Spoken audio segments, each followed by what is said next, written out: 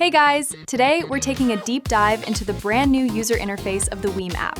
The recent version 3.6.0 update brought some massive UI changes. It completely outdated the manual I made, so I figured it's time to walk you through all the new tweaks and how to navigate them. Alright, let's jump right in.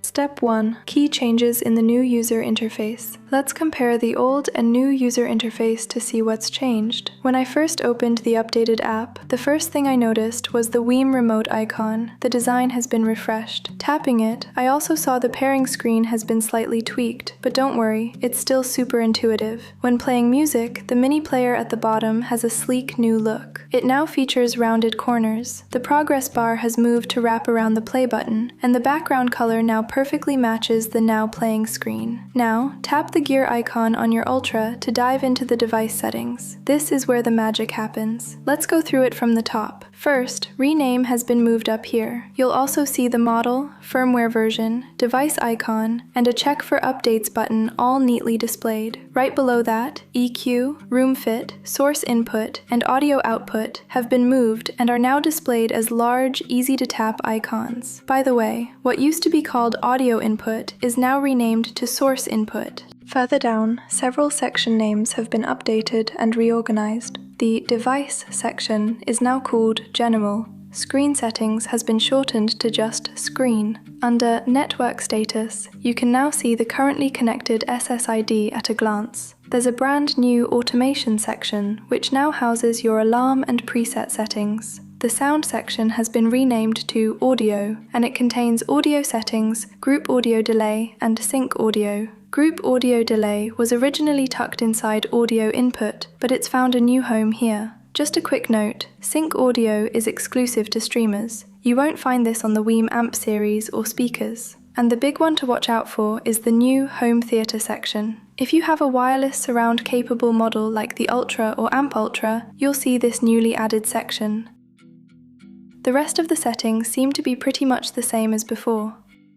Step 2. Updates to the EQ screen. The EQ screen got a major overhaul in this update. You can now switch between all EQ profiles without having to scroll. I think this is a fantastic improvement.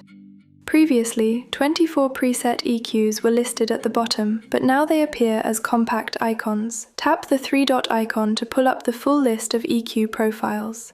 Whichever EQ you select will automatically jump to the front of the line. Also, your custom EQs are prioritized and shown first. To edit or delete a custom EQ, you'll need to tap that three-dot icon to open the window, hit Edit in the top right corner, and then tap the three dots on the specific EQ icon. Gotta admit, this part takes a few more taps than it used to. The PEQ screen has basically received the same updates. As far as I can tell, the room fit screen hasn't changed. Everything there looks the same as before. Step 3. The new home theater section. For wireless surround-ready models like the WiiM Ultra, Amp Ultra, and Amp Pro, the new home theater section lets you pre-assign and lock in your rear and center speakers. With this new feature, just toggling Enable Home Theater on or off instantly handles your grouping and channel switching all at once. Before, when you played a Dolby source, a 5.1 icon would pop up on the now playing screen, and you'd set up your surround speakers from there. Now that icon is gone, and you can configure your surround setup anytime right from the device settings. The process is simple. Set up your center speaker first. Tap Center, select your device, hit Next in the top right, and tap Done. Next, tap Surrounds, select your left rear speaker, and hit Next. Then pick your right rear speaker, tap Next, and Done.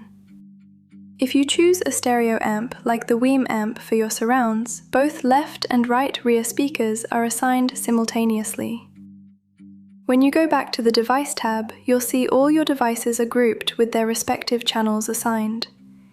If you toggle Enable Home Theater off, it ungroups everything and reverts to standard 2-channel stereo. However, if you use a persistent group or switch groups using the new Sound Profile beta feature on the Ultra, your surround channel assignments get wiped out. Right now, the only surefire way to switch from 2-channel stereo or other groups into 5.1 playback is to manually toggle Enable Home Theater on, which is a bit tedious. It would be awesome to have a quick toggle icon right on the device card to save us the hassle. Or even better, being able to tie it to a preset. Honestly, fingers crossed that future updates will make all of this switch automatically. Step 4. Summary. Overall, I'm really liking this update. The cluttered device settings have been neatly organized, and no longer having to scroll through the EQ screen is a huge plus. One minor bummer though, you can no longer tap the album art during Spotify playback to jump directly to the Spotify app. I kind of miss that. We'll likely see more user interface changes to the WiiM app down the road. I just hope they keep listening to user feedback and roll things out carefully. Can't wait to see how it continues to evolve. Bug report.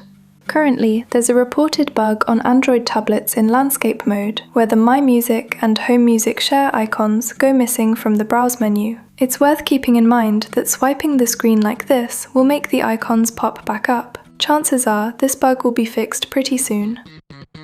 Thanks for watching! If this helped, please like and subscribe.